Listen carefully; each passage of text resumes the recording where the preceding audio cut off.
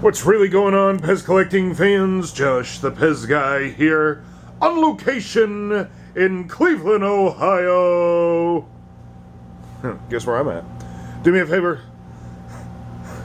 Leave me your questions, comments, concerns, any and everything down below. Now then, cool variations. So these are clickers, and see this little thing in the back you go.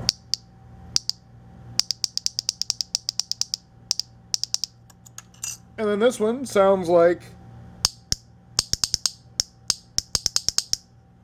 same thing, only different. So when you look at the two clickers themselves, they have this this round area in here. It's like spoon area. That helps amplify the sound so you can hear it a little bit louder. Now on this one, it has this little marking. S for steel, because these things are made out of steel, and you got to be careful because on one side it may look good and on the other side it may look rusty like this.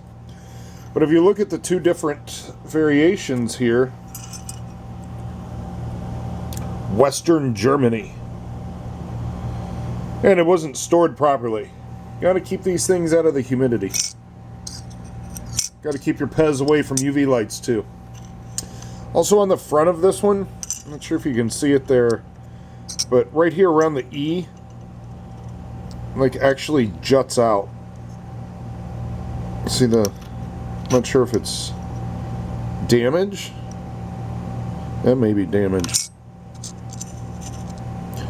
Either way, we have two different variations. When we look at the hats, the one on the left, you don't see the blue at the top. You also don't see the black outline. And the one on the right has bigger eyes than the one on the left. The one on the left has different PEZ writing.